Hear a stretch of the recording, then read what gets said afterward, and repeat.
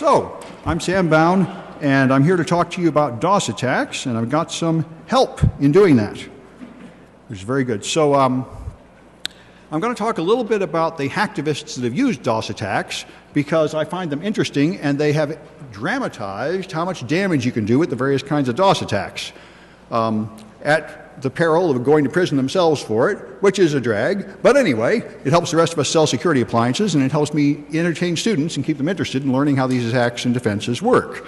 So you will be participating as victims. Now, how many people brought a device to get killed?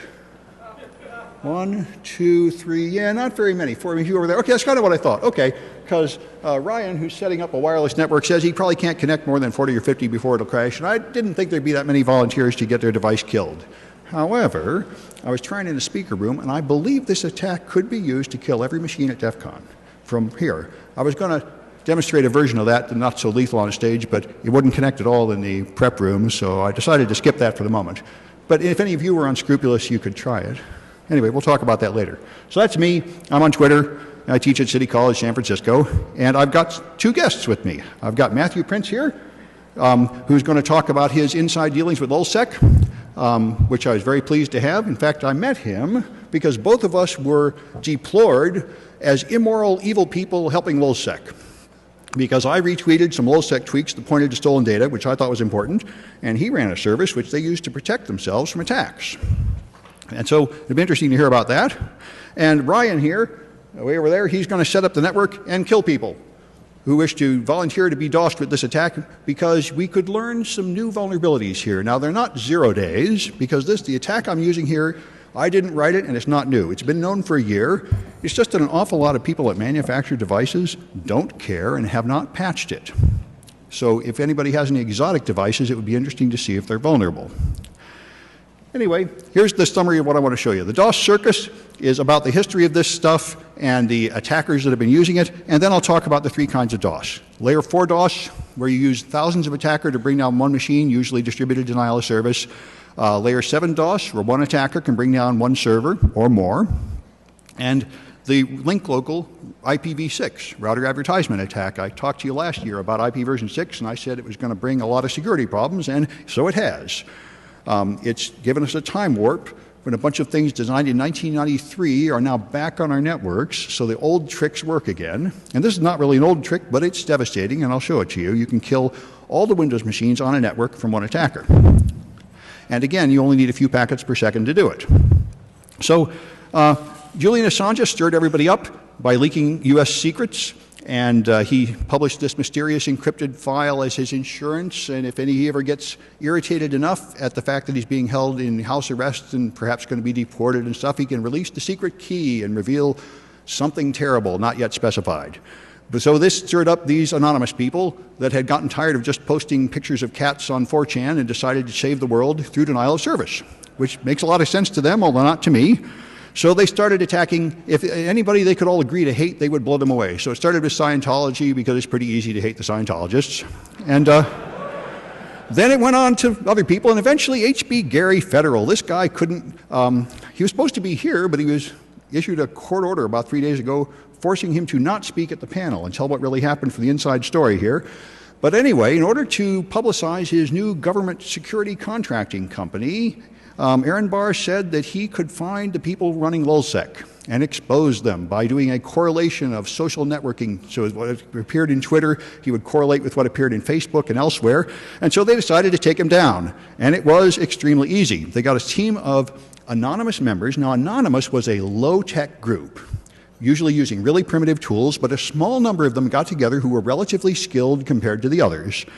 And they decided to take these guys down. They found a SQL injection and took over the email server, and then they sent emails pretending to come from the owner of the company, asking him to please change the password, change the username, and turn off the firewall. Thanks, that's working now.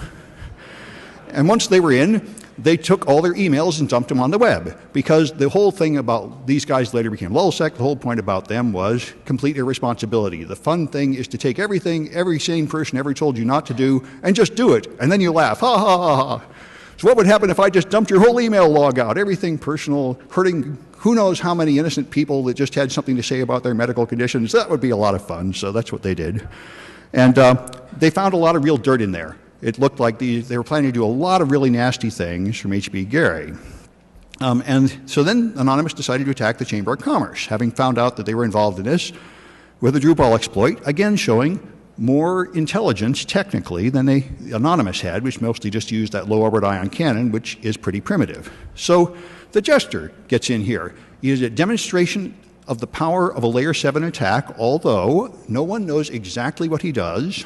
His tool is secret, and I'm guessing what it does. But from people who have been attacked and kept logs of his packets, they've told me that I am correct, that what he's doing is essentially using a slow LULz attack with some variations.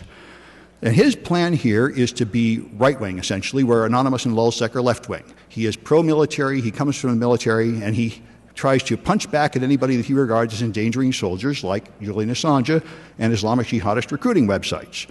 And he brings them down with his tool and then tweets about it. He's prominent on social networking. You can go chat with him. I've chatted with him. But he doesn't have any partners. Unlike LULzsec, he works alone, and therefore he hasn't been caught yet. He understands military operational security. Nobody can betray him, something that LULzsec forgot. Anyway, so he brought down WikiLeaks single-handedly and held it down for more than a day. And to prove it, I was chatting with him in IRC, and he said, okay, I'm going to turn off the attack and let it come back up. And it came back up. He said, now I'm taking it down again, and it went down again. So that convinced me that he was really in control of the attack. And here's the Netcraft map of WikiLeaks going down for more than a day, thanks to the Jester. So that was his game. Then he decided to fight with Anonymous, because Anonymous didn't like him taking down WikiLeaks. And he's been focusing on them for about the last year, Anonymous and LULzsec, blasting each other apart with a variety of tricks, but among them, denial-of-service. And then the Jester got mad at Westboro Baptist. Now, these guys are also pretty easy to hate. I mean, they have some ridiculous hatred of homosexuals, and then they also picket funerals, and they basically, their profit method seems to be annoying until someone finally punches them in the face and then sue. But the Jester decided to take him down, so he took down 4 websites with his tool, which he had ported to a cell phone. And from a single 3G cell phone, he says he held down 4 websites for 2 months straight. And I don't doubt that, because I know I could do it, and any of my students could do it, and any of you can do it if you just pay attention to this talk. It's not hard. The slow LULz attack runs on Windows. It's not hard to do at all.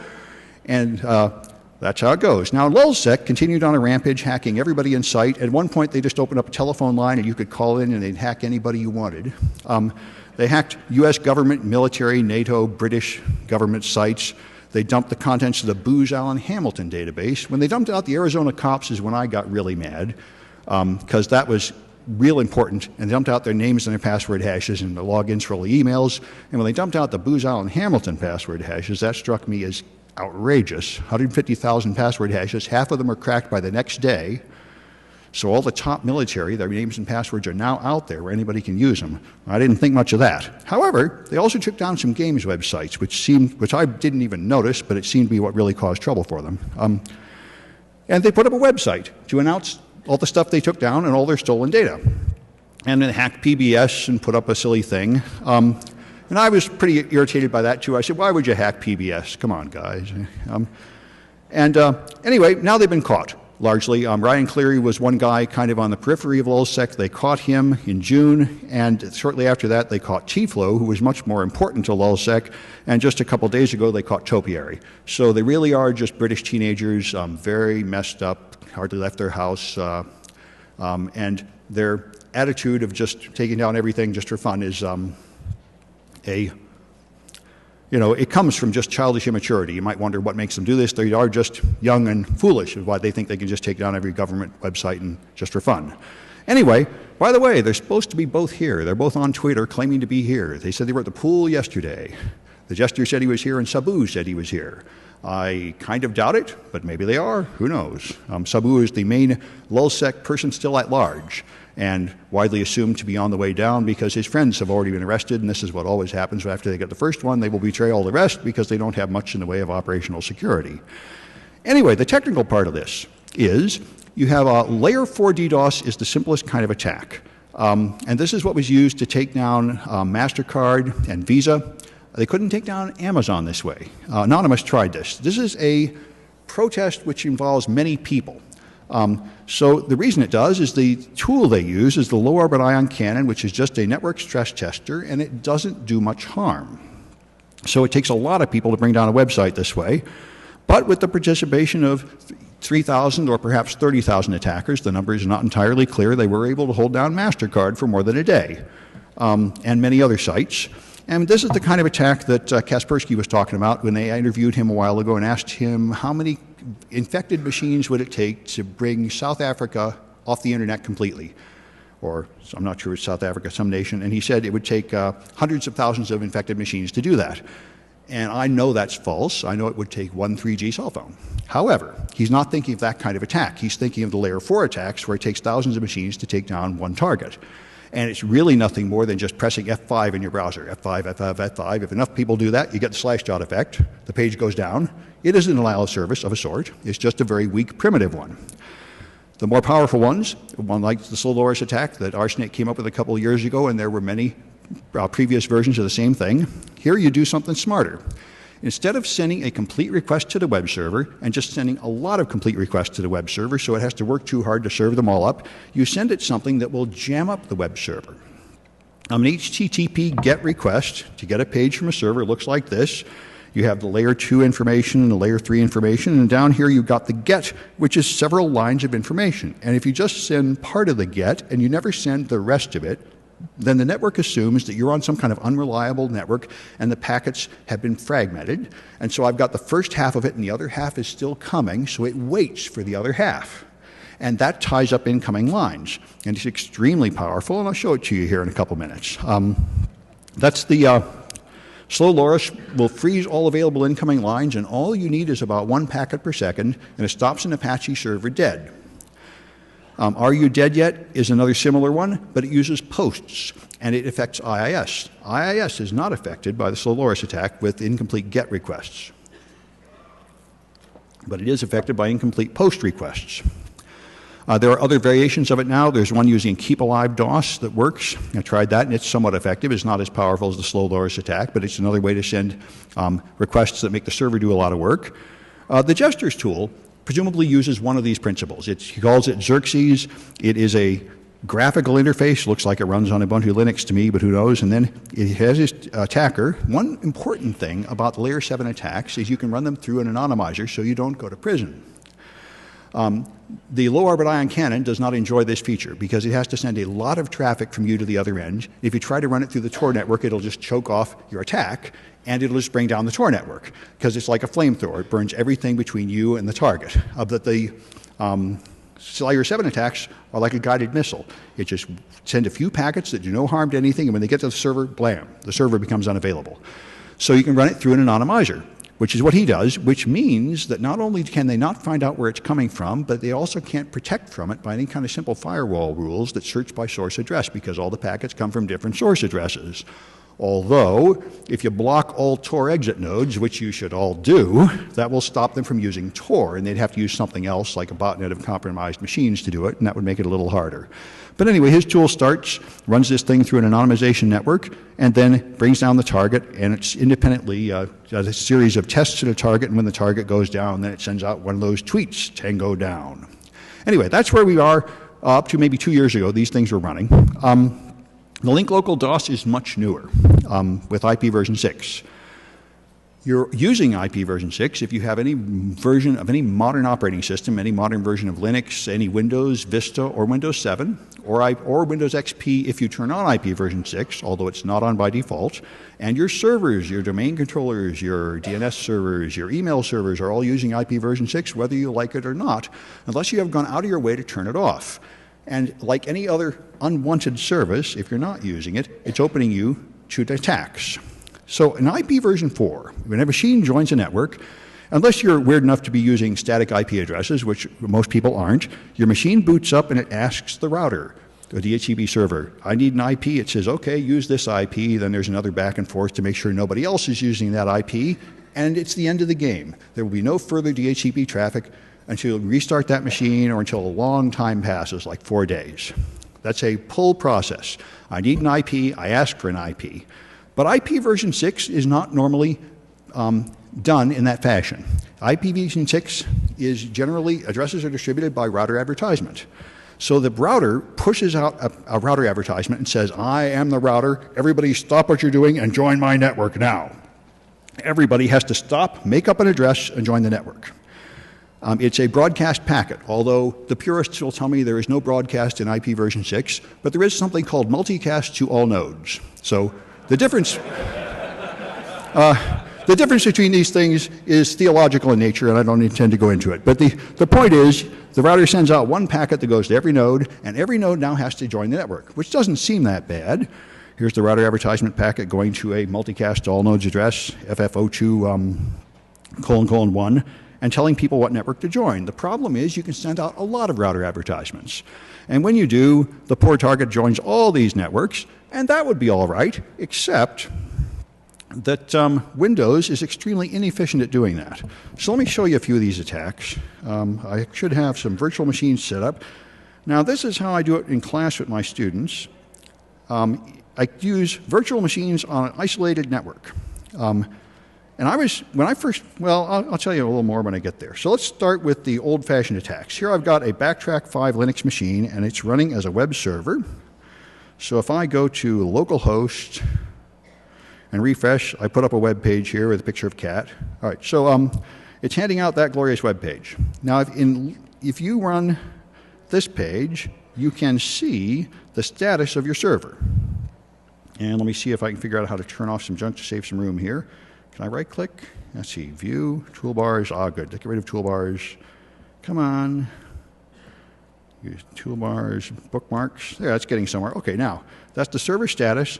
And down here, these are the current connections. There's one connection waiting here, and all the rest are available, of hundreds of connections available. So this server can handle hundreds of people viewing that web page.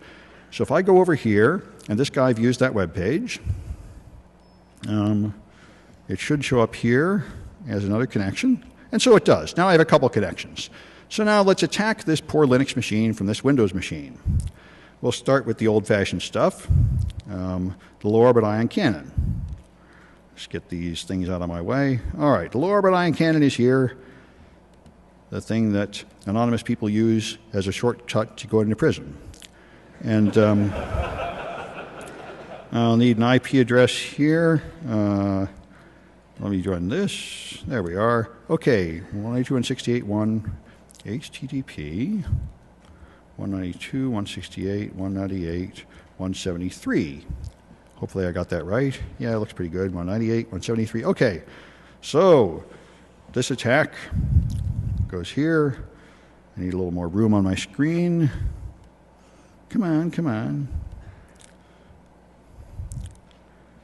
Hey. This is Lion. It lets you drag the corner from the middle now, but it doesn't seem to refresh this page in any hurry. Well, that's irritating. Turn to your computer. Well, I don't like virtual machines much, but under these conditions, I'm kind of forced to use them. Seems. Do what? Well, it won't even respond to anything I do right now. This is fairly common. I might have to restart. That one. Oh, there! It finally responded. I think there. That's good. That's right. It's just a little slow. I'm sort of getting used to this. All right. So now I have to lock on until the number appears here. Yeah. There we are. The number appears there, and now I can do different kinds of attacks here. And I would like to scroll down, but I don't see a scroll bar because I'm being hosed here.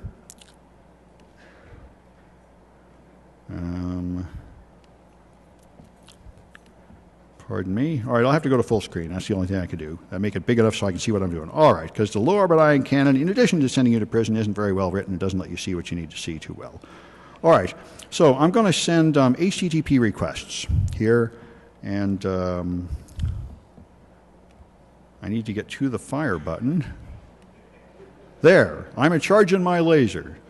Whoever wrote there. Now it should be there. It's sending stuff, numbers. Okay, it's sending complete requests back to my poor target, which is here. So my poor virtual machine here will now show that people are using up the connections. And there they are. See, it's filling up with a bunch of C's. Now those C's are connections at the web server. It is gradually filling up here, so it's using up all the web server can do. But what it's doing is complete connections. They form a connection, they download that little web page, and then they wait to time out. So this does fill up all the connections and make the web server unavailable, but it does it in a very weak way because each connection terminates normally and then just ends its time normally. So it only ties it up for a couple of seconds. So that's what this one does. Let me get back to my virtual machine, which is here. So, all right, and let's stop that one. That should have stopped it, and get rid of that one. Let's do the slow LULz one, which is much more powerful. And OWASP wrote a Windows version of it, which is really nice. And it's also small enough that I don't need to have such a big window for it. All right, so now I have to put that address in here, 192. Give me a break. I could get it out of here, couldn't I? Yeah, that would be fun. Copy it from there, put it in here. Okay. Now this is going to run that attack. Let me just get this back to normal. Since I'm no longer attacking it, it goes back to normal. Only one connection. There's an extra one there. I don't know what it is, but I'm not worried about it. Now I run that attack. There we go. Now if I refresh this page, you see it's filling up, and it's filling up this time with R's. Those are pending requests. Each one of those will take 400 seconds to time out by default. So you don't need to send very many of them, and it uses up all available incoming lines, and this server is toast. So that's the slow LULz attack, and the HTTP post attack is similar. So it's very powerful and very dangerous, and now it's this easy. And when you stop, it will recover. It recovers pretty fast in this case. I don't know why it's not taking 400 seconds, but maybe the default timing in Apache on Backtrack 5 is different than what I think it is. I'm not quite sure what causes that. But anyway, now that we've shown you how to kill Linux or Windows, let's go the other way with the more powerful attack. Let me clear all this stuff up and set up my poor Windows machine to show you the evil that is about to happen to it. So if I go here and do ipconfig /more or pipe more, you'll see this machine is an ordinary Windows machine. I put on a static address of 2::2 and IP version 6. It's got a IP version 4 address and really not much else going on. Now let me bring up a task manager window, because that's the interesting way to see the damage that's going to happen to this machine. Task manager shows the CPU is now at 0%. So let me shove these things over near each other and shove it over to the side. There's my Windows machine just sitting there. Now if I send it some IP version 6 packets here, I'm going to do fake router 6 first. Fake router 6. This is the THC IPv6 attack suite from Van Housen in Europe someplace. And I do that on ETH1. And I'll send it DEFCON. I can't get an N though, but I can get that far of DEFCON. I'm going to send that. Okay, now it's sending some packets, advertising that network. Don't need to wait any longer. All the devices on that network have been commanded to join it. And there it is. It's made an address starting DEFCO. Now this is what's supposed to happen when you add a router in the normal course of events. I add a router, it advertises its prefix, everybody joins, and the game's over. But if I send a flood of unwanted packets at the rate of hundreds per second, ETH1, I'm going to stop it very soon. There. After each dot is 100, I've sent about 1,000. This is now at 100%, and it's just going to sit there at 100% for a long, long time. And,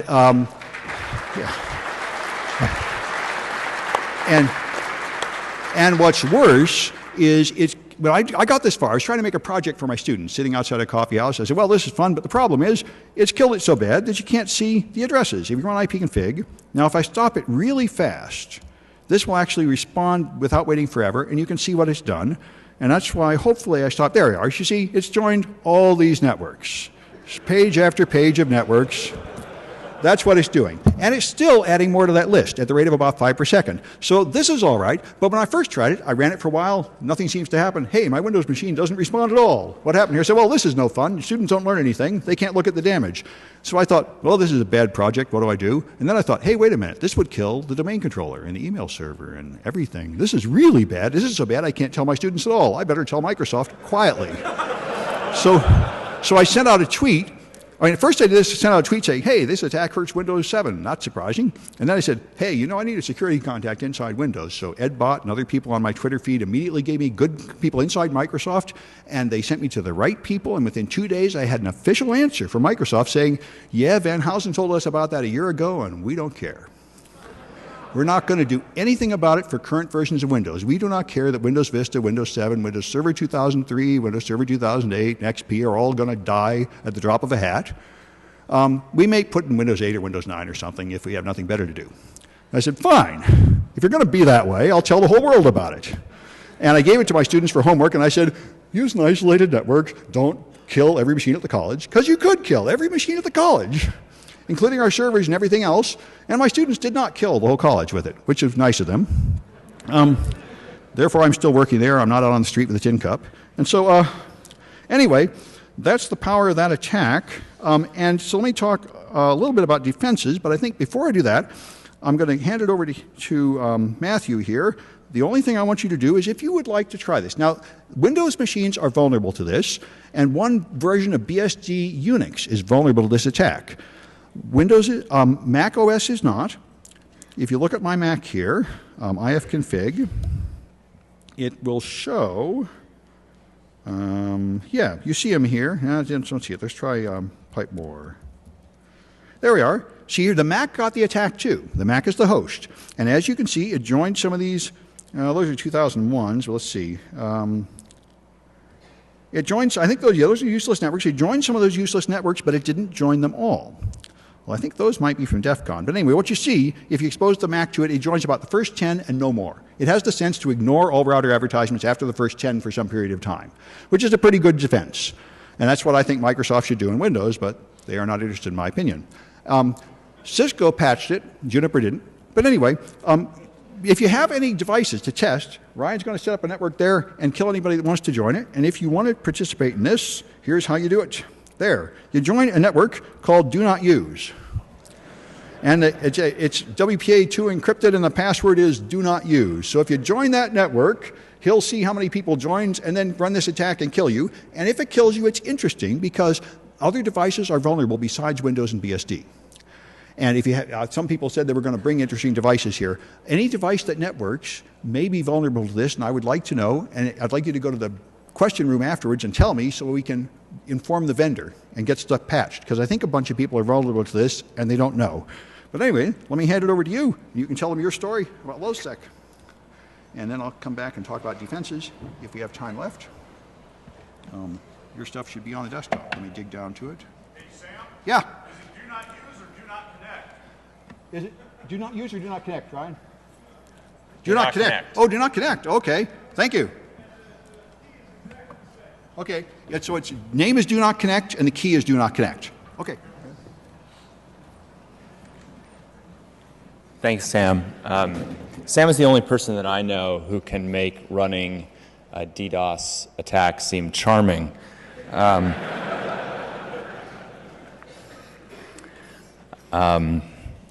So my name is Matthew Prince, and I know Sam. We both live in San Francisco, and we both got sort of dragged into the LULz security kerfuffle reluctantly. And so I'm going to tell you the story of how I got dragged into it and talk to you about some of the DDoS attacks that we saw during the 23 days that they were active, and then what we did to stop them. So on June 2nd at about 4:54 p.m. Greenwich Mean Time, the LULz security Twitter account announced that they had finally gotten around to actually making a web page. What was pretty amazing was that within about 15 minutes that web page was knocked offline by a fairly significant denial-of-service attack. I don't know the details of this particular attack because we hadn't been involved yet. About an hour after the web page was first announced, LULz announced that they had actually solved this problem on a Twitter account. And the only thing that had changed, as far as I've been told, is that 9 minutes earlier, they signed up for Cloudflare. Now, Cloudflare doesn't. We're a service. We make websites faster and we protect them from some attacks, but we don't really think of ourselves as an anti-DDoS service. So it was somewhat of a surprise for the LULz security people to do that. It was even more of a surprise when an hour later, LULz security sent out a message to me saying, "Hey, we love your service so much. Can we exchange rum for a free pro account?" I had no idea who LULz security was at this point, and so I tweeted back a tweet which my legal counsel has since told me to remove, which said, "It depends on how many cases and how good the rum is." They never sent the rum, and we never gave them a pro account, but Cloudflare is free, and thousands of sites sign up for it every single day, and we typically don't have problems with them. These guys we had some more issues with.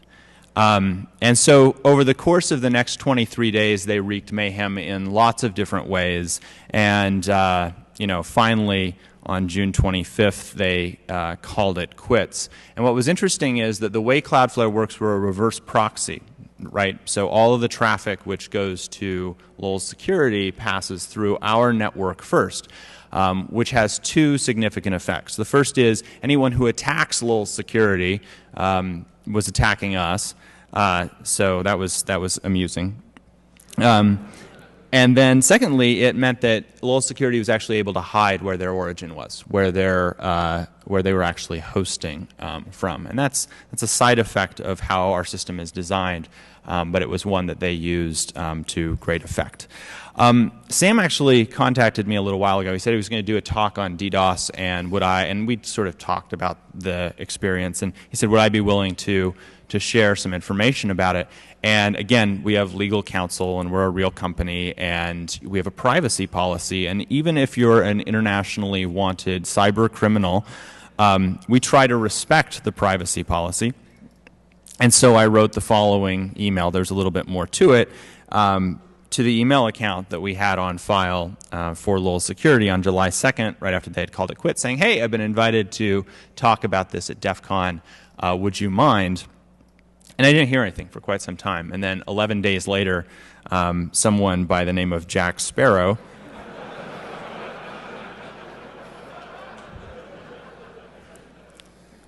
so here I am. So I can talk about some things. I can't talk about everything. I can talk about things writ large. I can talk about how they affected us. I don't want to get the hosts necessarily that they were using in trouble, so I'm not going to be revealing their exact IP addresses. But let me tell you a little bit more about what happened over those 23 days. So this is the actual traffic to LULz Security's website. Over those 23 days, they received a little over 18 million page views as people went to that site. You can see it peaked early, and then it's trailed off since then. The website is still actually on Cloudflare, although the website behind it has been taken down. So if you go to it today, you'll see an Apache configuration page. I don't know what they have planned next. What's interesting is that we can actually look at what is just the attack traffic and break that down. And I'd say that this attack traffic, up until the spike, kind of in the middle there, was almost just background noise. It was not something that we were particularly concerned with. And in fact, what I say on a slide in a couple of seconds is that the 3 weeks that LULz security were on Cloudflare was actually 3 of the quietest weeks for denial-of-service attacks that we had seen, which is strange because a lot of people were saying that they were attacking them. There was this one spike in the center, but that seems to have been caused by a couple of very distinct events that they engaged in, and I'll talk about what that is, and then I'll talk about exactly what the sort of attacks that we saw against LULz and what we did to defend ourselves, and then the ones that were sort of annoying to us. So one thing that was particularly interesting, this is on June 25th, this is the jester. I don't know who the jester is. Sam Sam's given me some background. He publishes a web page. He spent a huge amount of time trying to figure out what the backing, where the LULz security site was hacked, and he proudly pronounced what has become gospel, which was that www.lulzsecurity.com was at 204.197.240.133, and lulzsecurity.com was at 111.90.139.55.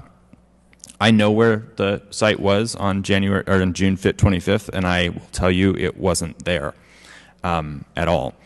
In fact, they used 7 different hosts over the course of 23 days. The original host was in Montreal, Canada. They were briefly in Malaysia, but it was in early June. That's the 111 address that's accurate. I don't know where the other address comes from. Most of the hosts that they used were actually US-based hosts, including one large host that specifically specializes in DDoS mitigation. Ultimately, they're using German hosting, and that's where they still are today.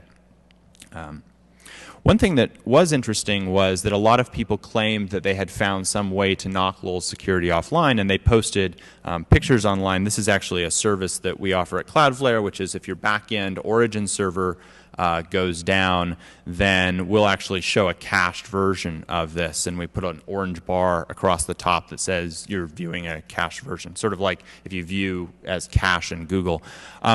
What's interesting is that while a lot of the world was claiming that they had done this, what I think actually must have happened is that the LULz security guys got kicked off their host, because for a brief period of time, for about a 36-hour period, what they did was they actually pointed their IP address at 2.2.2.2, which is an invalid, there's no host, there's no web server running there. I think they just picked a random IP address. And what that did was it caused our system to kick into the always online mode. That actually caused that cache version to exist for a limited period of time until that cache expired. At that point, they pointed it back to a host for a short amount of time, then pointed it back to a fake address to get it up. I am not aware of any person or any time when the LULz security site was actually knocked offline, in spite of the fact that a lot of people were trying to do that. On the other hand, they knocked a lot of people offline, which was interesting to watch. A lot of the attacks that we saw, again, as I said, we were really surprised. We had everyone on high alert. We were watching for big attacks to come in, and the attacks that we saw were generally actually significantly less than we would have expected. Pissing off the hackers that populate Twitter is not nearly as dangerous as pissing off the Chinese cyber mafia or the Eastern European cyber mafia or people that run really big extortion attacks. They run big DDoSes. These guys, they run, they're clever, but it's not the same league. We saw some layer 7 attacks that were relatively harmless, while slow LULz and some of those tools are interesting to attack an individual web server. Cloudflare was specifically designed not only to stop layer 7 attacks dead, but we actually then record all the IP addresses that are committing those attacks, which just makes it, it's actually, we actually are happy when people attack us over layer 7. The more annoying attacks for us are the layer 3, layer 4 DDoS attacks that we see. But we run a network which is an anycasted network. And what that means is that we have a bunch of machines, hundreds and hundreds and hundreds of machines, running in 14 different data centers all around the world, listening on the same IP address. So that tends to take distributed denial-of-service attacks or high-volume attacks and spread them out over a very large surface area, which makes it much more difficult to launch something like that against us. What is more interesting, though, what the annoying attacks that hurt us were a couple of different things. The first was someone had a really big network and a lot of traffic, and they pointed almost all of it at us, and it happened that they were geographically proximate, or sort of network geographically proximate to our San Jose data center, and so they were doing enough bandwidth to our San Jose data center that what we did was we took all of our clients other than LULz security and we moved them to other data centers. No one ever noticed, but the San Jose data center for that period of time was only serving LULz security. Kept them online, though.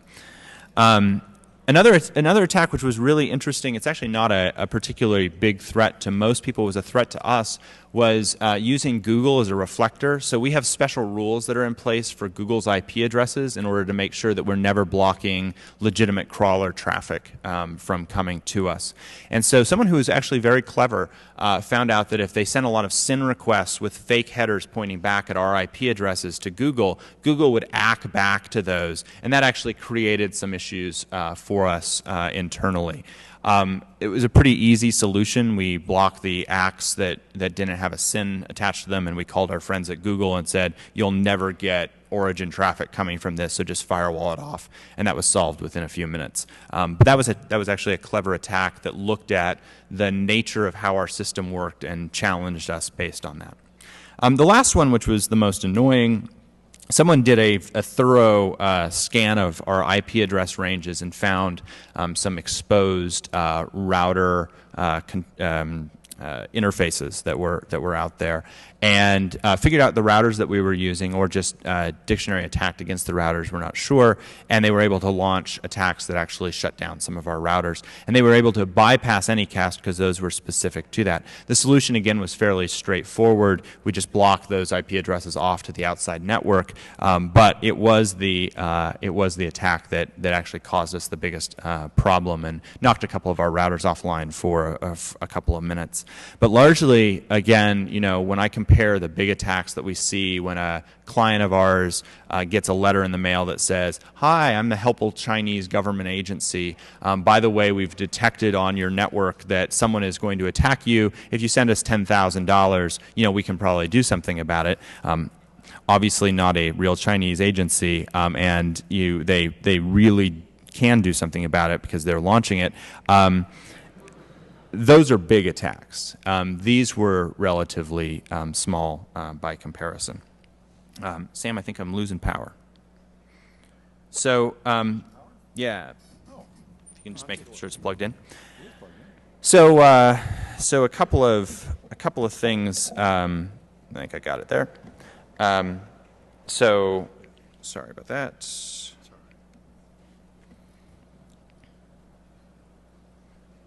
So a couple of things that were interesting. The first was, again, when the Jester and all those guys were attacking, that's that sort of background noise pattern. What really started to, it seems, trigger pissing people off was when the LULz security guys went after Minecraft. And that was the real spike in traffic, and then the drop back off in traffic was caused when they stopped attacking Minecraft. In fact, internally in our office, the biggest debates were in terms of whether we should drop them off our network or not, came from the Minecraft aficionados who said, "You're now causing me pain, and that's not cool." So I guess the lesson is that if you're going to launch DDoSes against people indiscriminately, don't pick on Minecraft. So we've watched. I have very little information on who actually the LULz security folks are. I will say that one of the usernames that signed up for the Cloudflare account is very, very similar to one of the usernames that's been arrested. I don't know if that means that it's just a coincidence or that they've actually been taken offline. We haven't seen much activity. They haven't moved their host around, and again, their website is down now. But it was an interesting 23 days watching kind of the attacks, and as all the world tried to take them down, seeing how we could help keep it up, for better or worse. So if this is of any interest to you, I'm East Dakota on Twitter, and we're Cloudflare. So thanks for having me.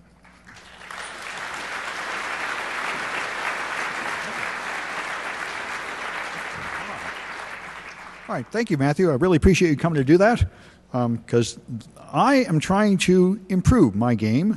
I've been a breaker for quite a while. Let me see if I can find my presentation. There we are. I've been giving a lot of talks, and attack is easier than defense. So my talks are always the same. I have this new attack. It blows everything away. Ha ha ha. And if you don't like it, tough. You have to wait for Microsoft to patch it or something. Basically, you're hosed, which is a common message you'll hear at DEFCON and other conferences, but I'm trying to move up. So I've told you this stuff. By the way, there are some defenses. See, I'm trying to move into defense, which is tougher. Most of the time, defense is difficult. Now, if you want to block those router advertisement floods, you could turn off IP version 6. That will protect you, but IP version 6 is necessary, and it does things you probably want, like home groups and direct access. You can turn off router discovery with a netsh command at the command line, and that will mean that your machine does not listen, does not do anything when it gets RAs, and it will protect it from this attack. It'll mean you have to put a static IP version 6 address on it, which is probably the right thing to do on a server.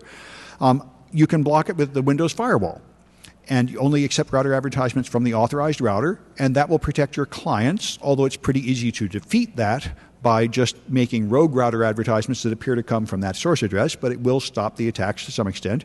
And Cisco makes a switch with RAGuard. Cisco patched their own vulnerabilities for this as soon as they were told by Mark Hausa, and they made a proprietary protection for your network. So if you buy a Cisco switch with RAGuard, okay, good. Right on time here. Anyway, you can evade that pretty easily. By putting in fragmented router advertisements, we'll go right past Cisco's RAGuard. So for every defense, there is another attack. But anyway, as far as defending, my conclusion has been for a long time, the only reason your website is up is because nobody hates you. If even one person hated you, you'd be down. That's what the Jester proves. That's why I think the Jester is so important for network security. He proves that just one angry man can take down a lot of websites, and you're helpless, basically. Now, it's not entirely true that you're helpless, but the defense seems to be a little difficult to put in. I tried playing with some defenses. You can use mod security. Now, in a laboratory condition, mod security's latest version has an anti-layer 7 DoS feature, but all it does is stop too many connections from the same IP address, so it will save you from a test on your network with that OWASP tool, but it won't stop the Jester because he goes through Tor or some similar network, and all the attack packets come from different networks. You can pay a service like Akamai to protect you, and they'll use a few tricks to protect you. You can put in a load balancer. The load balancers will protect your server by only letting complete requests make it to the server. But the load balancer itself will go down if you throw in enough traffic. It's a defense, but it's not a perfect defense. It took something like 4 times as many packets to free the load balancer in my test, so it's something. You can also do things like counterattack. H.D. Moore had a good one here. Somebody tried attacking him with a botnet, so he pointed his DNS address back to their command and control server, so they blew themselves away. And that's effective, of course, but it does mean your site is down while it's happening, and it's questionably legal. I mean, now he's taken the flame, just like if I had a shield and I've reflected bullets back to shoot back at the bad guy shooting at me. I don't know. Anyway, there may be some legal issues there, but it did work, and it'll work against flood attacks like Anonymous with their low orbit ion cannon. But I was very pleased to observe Cloudflare here, because I've had the same talk I give everywhere. There's this horrible attack, there's not much you can do, and now I'm contacting people out of the blue that have vulnerabilities exposed on Pastebin to try to get them to fix their stuff, and they're typically small businesses that don't know much, that don't have any security team, and I can't tell them to purchase and implement a extra server to protect your server, but what I could tell them to do is just use Cloudflare, which is a free service, and that's not too hard to do, and it really will protect you, and I was very pleased to observe that it really stopped the Jester. The Jester really wants to take him down, and he really can't. It's the first thing I've seen that would do that you could easily deploy without, having an expensive network security team. So I'm going to be playing with it with my students next semester. We're going to be setting up all these defenses and trying to blast through them and trying to make them good and strong. Defense is much harder than attack. Anyway, I guess that's it. Did anybody actually get murdered here, Ryan? What's that? Ask them. Yeah. Did anybody's machine actually go down from hacking his network? Anybody want to talk about it? No volunteers. Well, when you volunteer to ruin machines up here, you don't get too many volunteers. Okay, fair enough. So I guess that's it. I'll see you next year. Oh, there's a Q&A room.